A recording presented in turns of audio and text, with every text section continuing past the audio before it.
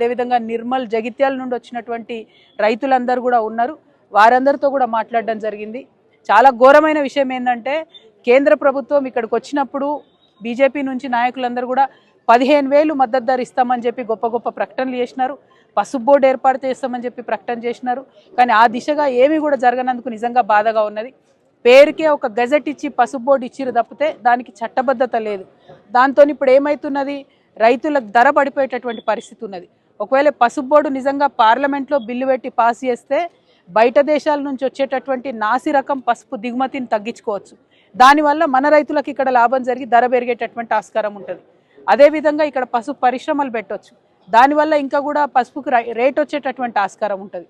అవన్నీ పోయినా ఏదన్నా ఒక సీజన్లో పంట ఖరాబ్ అయినా రైతులకు మద్దతుగా ఉండేందుకు 15,000 మద్దతు ధర ఇస్తే ఆ భయంతోనన్న వ్యాపారులు మరి వీళ్ళని కరెక్ట్గా చూసుకునే అవకాశం ఉంటుంది. ఇవాళ ఇవేమీ లేనందుకు ఇక్కడ మొత్తం మార్కెట్లో వ్యాపారులంతా కూడా సిండికేట్ అయిపోయినరు. మొత్తానికి మొత్తం ధర తగ్గిస్తున్నారు. వచ్చినటువంటి రైతు ఒక్కొక్కరు 2, 3, 4 రోజులు వెయిట్ చేస్తే కూడా కనీసం ఈ వెరైటీ ఏంది, బిల్ ఏందని చేస్తలేరు. చేసి ఇక తప్పనిసరి పరిస్థితులలో రైతు ఇక ఇచ్చిపోయేటటువంటి పరిస్థితిని తీసుకొచ్చి ఒక విధంగా చెప్పాలంటే నిజంగా రైతుల్ని బ్లాక్మెయిల్ చేసేటటువంటి పరిస్థితి ఇక్కడ కనబడతా ఉంది. వచ్చిన రైతు ఖాళీ చేతులతో ఎట్లా వెనక్కిపోతాడు, మళ్ళీ పంటనంతా ఎట్లా ఇంటికి తీసుకుపోతాడు, ఆ దీనమైనటువంటి పరిస్థితిలోకి నెట్టుతున్నారు.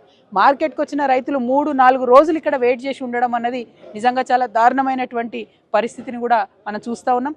ఏ వెరైటీ పసుపైనా, ఎంత మంచి వెరైటీ పసుపైనా కూడా దాని ధరను తగ్గించేటటువంటి ప్రయత్నం మరి ఇక్కడ ఉన్నటువంటి వారందరూ కూడా చేస్తున్నారు. అది వ్యాపారవేత్తలు కావచ్చు, ప్రభుత్వం మెయిన్గా పట్టించుకోకపోవడంతో ఈ పరిస్థితి వస్తుందని నేను భావిస్తూ ఉన్నా. ఇవాళ నేను ముఖ్యమంత్రి రేవంత్ రెడ్డి గారిని మా నిజామాబాద్ పసుపు రైతుల తరఫున విజ్ఞప్తి చేస్తూ ఉన్నా. మీరు ఈ నిజామాబాద్ ప్రాంతానికి వచ్చినప్పుడు ఎన్నికల ప్రచారంలో మీరైనా రాహుల్ గాంధీ గారైనా పసుపుకు మేము 12,000 ఇస్తామని చెప్పారు. పసుపు ఎంత కమ్ముడు అయినా సరే మీకు తక్కువ పడితే ఆ మిగిలిన అమౌంట్ బోనస్ ఇస్తామన్నారు. మరి ఇవాళ ఇక్కడ చాలామంది మాట్లాడిండ్రు 8,000 కమ్ముడు అయింది, 7,500 కమ్ముడు అయింది, 10,000 కమ్ముడు అయింది. ఆ మిగతా అమౌంట్ ఏదైతే ఉంటుందో మీరు బోనస్ ఇవ్వాలని చెప్పి నేను డిమాండ్ చేస్తూ ఉన్నా. ఒకవేళ 9,000 పసుపు పోతే మీరు 3,000 రైతుకు బోనస్ కట్టిండి. ఎందుకంటే లెక్కలు ఉంటాయి, పేర్లు ఉంటాయి, ట్యాగ్ ఉంటుంది, బిల్లు ఉంటుంది. మోసం జరిగే ఆస్కారం ఉండదు, మీ దగ్గర డేటా లేదనేటటువంటి పరిస్థితి ఉండదు. వచ్చిన ప్రతి రైతు కూడా మార్కెట్ యార్డుకు రికార్డ్ అవుతుంది. కాబట్టి పసుపు రైతులకు బోనస్ ఇవ్వాల్సిందిగా రాష్ట్ర ప్రభుత్వాన్ని నేను డిమాండ్ చేస్తూ ఉన్నా. కేంద్ర ప్రభుత్వం మీద 15,000 మద్దతు ధరకై పోరాటం కొనసాగుతుంది. పసుపు బోర్డుకు చట్టబద్ధత రావాలనే విషయం కొనసాగుతుంది.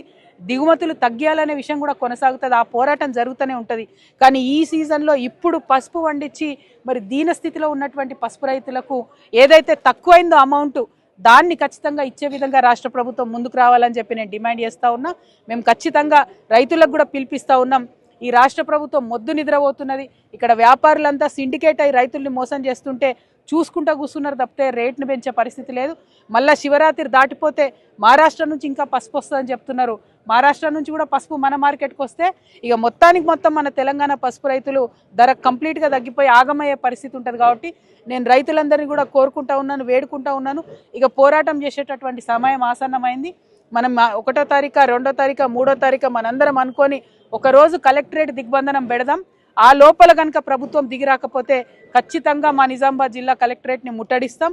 ఆ దిగ్బంధనంలో రైతులందరూ కూడా పెద్ద ఎత్తున పాల్గొనాలి. కలెక్టరేట్ ముంగటనే కూర్చొని బాజాప్తా పసుపు ముందట పోసి కలెక్టరేట్ ముంగట మేమందరం కూడా ధర్నా చేస్తాం. ఎందుకంటే 9 నెలలు కష్టపడితే ఎట్లా ఒక తల్లి బిడ్డను మోస్తుందో అట్లా రైతు పసుపును మోస్తాడు 9 నెలలు. మీకు ఇంత కూడా పట్టింపు లేదు. ఎన్నికల కోసం ఓట్ల మందం వచ్చి ఎటువడితట్టు మాట్లాడిపోయినరు. ఇవాళ ఆ మాట నిలబెట్టుకోవాల్సిన సమయం వచ్చింది. పోయినసారి రైతు నష్టపోయిండు, ఆనాడు మీరు ముందుకు రాలేదు. ఈ సంవత్సరం రైతు నష్టపోతున్నాడు. ఇప్పటికన్నా మీరు ముందుకు రావాల్సిందిగా నేను రేవంత్ రెడ్డి గారిని డిమాండ్ చేస్తున్నా. 8,000కి రైతు అమ్మితే ఆయనకు 4,000 ఇవ్వండి, 9,000కి అమ్ముడు పోతే 3,000 ఇవ్వండి. మొత్తానికి 12,000 నింపేటట్టుగా చేయాలని ఈ ప్రభుత్వాన్ని నేను డిమాండ్ చేస్తూ ఉన్నా. ఇక మనం చూసినాం, నిన్న రేవంత్ రెడ్డి గారు మహబూబ్ నగర్లో మీటింగ్ పెట్టిండు. ఆడ అడగోలు మాటలు మాట్లాడిండు. అలా విషయం ఏం లేదు. అయితే ఇవాళ రైతన్నలకు, తెలంగాణ వ్యాప్తంగా ఉన్న రైతన్నలకు తెలవడానికి నేను ఒక విషయం చెప్పదలుచుకున్నా. ఎప్పుడైతే ఆంధ్రప్రదేశ్ ముఖ్యమంత్రి చంద్రబాబు నాయుడు గారు, రేవంత్ రెడ్డి గారు ఆ ఇద్దరు కూడా ప్రజాభవన్లో మీటింగ్ పెట్టుకున్నారో ఆ తర్వాత ఇమీడియట్గా పోయి చంద్రబాబు నాయుడు గారు నేను గోదావరి నుంచి నీళ్లు తీసుకొని బంకచెర్ల నుంచి తీసుకుపోతానని ఆయన ప్రకటించిండు. నాకు అర్థమవుతున్నది ఏంటంటే ఇది ప్రజలందరూ కూడా నిశితంగా గమనించాలి. ఆ ప్రజాభవన్ మీటింగ్ పెట్టుకొని రేవంత్ రెడ్డి గారు చంద్రబాబు నాయుడు గారికి బ్రీఫ్ చేసిన తర్వాత చంద్రబాబు నాయుడు గారు హీ బ్రీఫ్డ్ మీ అని చెప్పి బయటకు పోయి బంకచర్ల మొత్తం కూడా ఆ రిజర్వాయర్ కడతామని చెప్పి ప్రకటించారు. ఎన్ని టీఎంసీలు తీసుకుపోతారట? గోదావరి నదికెళ్ళి 199 అంటే దాదాపు 200 టీఎంసీలు గోదావరి నదికి వెళ్ళి తీసుకుపోయి అది కృష్ణా బేసిన్కి ఇస్తారట, పెన్నా బేసిన్కి ఇస్తారట. అంటే ఆంధ్రాలో ఉన్న మొత్తం అన్ని ప్రాజెక్టులకు వాళ్ళు నీళ్ళు ఇచ్చుకుంటారు. మన దగ్గర గోదావరిలోకి వెళ్ళి 200 టీఎంసీలు ఎత్తుకపోతుంటే ఈ అవగాహన లేని మూర్ఖపు ముఖ్యమంత్రి చూసుకుంటూ నిలబడ్డాడు. ఎందుకంటే ఈయన జుట్టు మరి బ్యాగ్తో దొరికిండు కదా, ఈయన జుట్టు చంద్రబాబు చేతిలో ఉన్నది, ఆ చంద్రబాబు జుట్టు మోడీ చేతిలో ఉన్నది. కాబట్టి వాళ్ళు ఎట్లా చెప్తే అట్లా చేసుడు తప్పితే తెలంగాణ రైతుల గురించి ఆలోచన లేదు, తెలంగాణ నీళ్ల గురించి ఆలోచన లేదు. ఇది దారుణమైన విషయం.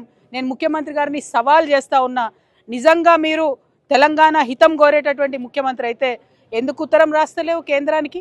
రాయొచ్చు కదా మోడీ గారికి, మేము ఒప్పుకోం ఈ ప్రాజెక్టు చంద్రబాబు ప్రతిపాదనని, కోర్టులో కేసు వేయొచ్చు కదా, ఎందుకు వేస్తలేవు? కేసీఆర్ గారు ఆనాడు రాయలసీమ ప్రాజెక్టు కడితే స్వయంగా తనే పోయి ప్రధానమంత్రికి కంప్లైంట్ చేసిండ్రు, ఉత్తరం రాసిండ్రు, గ్రీన్ ట్రిబ్యునల్ కేసు వేసిండ్రు, స్టే తీసుకొని వచ్చిండ్రు. ఎస్ఎల్బిసి రైట్ కెనాల్ విస్తరణ చేస్తే ఆనాడు కూడా ఉత్తరం రాసిర్రు, దాన్ని వ్యతిరేకించారు. నాగార్జున సాగర్ రైట్ కెనాల్ విస్తరణ చేపడితే ఆనాడు కూడా దాన్ని వ్యతిరేకించారు, ఉత్తరం రాసిర్రు.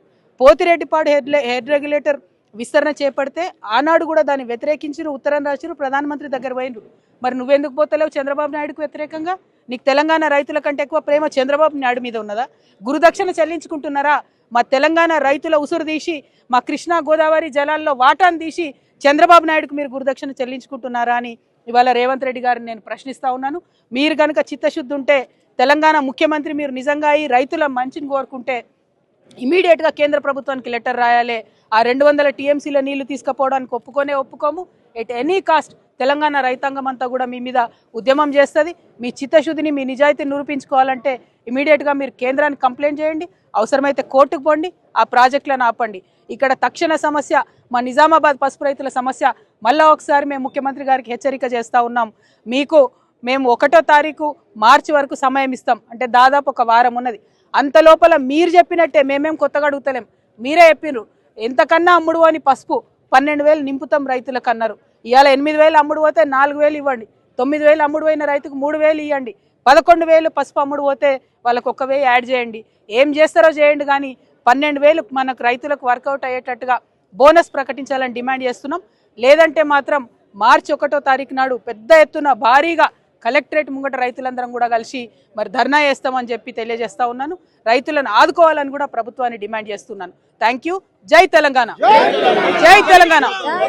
రైతు లేనిదే రైతు లేనిదే రైతు లేనిదే రైతు లేనిదే పసుపుకు వెంటనే పసుపుకు వెంటనే పసుపుకు వెంటనే.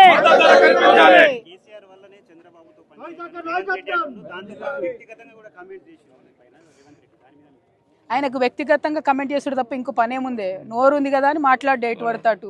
పని వేయాలా, బాధ్యతాయుత పొజిషన్లు ఉన్న వాళ్ళు మాటలు తక్కువ వేయాలి, పని ఎక్కువ వేయాలి. నిన్న ఏం మాట్లాడిండండి ఆయన మీటింగ్లో? బీజేపీని తిట్టిండు, కొద్దిసేపు బీఆర్ఎస్ని తిట్టిండు. బీఆర్ఎస్లో నన్ను కోర్టు తిట్టింది, ఆయనను ముఖ్యమంత్రి గారిని చివాట్లు పెట్టింది. నువ్వు ఆ కవిత గారి విషయంలో నువ్వు మాట్లాడొద్దని చివాట్లు పెట్టింది. సుప్రీంకోర్టు చివాట్లు పెట్టినటువంటి చరిత్రలో మొట్టమొదటి ముఖ్యమంత్రి మన కర్మగాలి, మన తెలంగాణ ముఖ్యమంత్రి రేవంత్ రెడ్డి. అయినా కూడా ఆయన విఘ్నత పాటించకుండా నా మీద ఎటుపడితే అటు మాట్లాడితే అది చరిత్ర నిర్ణయిస్తుంది. ఇగో మా అన్నదమ్ములు అందరూ ఉన్నారు, వాళ్ళు కూడా చూస్తారు, వాళ్ళు నిర్ణయిస్తారు సమయం సందర్భం బట్టి. నేను కూడా మళ్ళీ అట్లా మాట్లాడి నా స్థాయి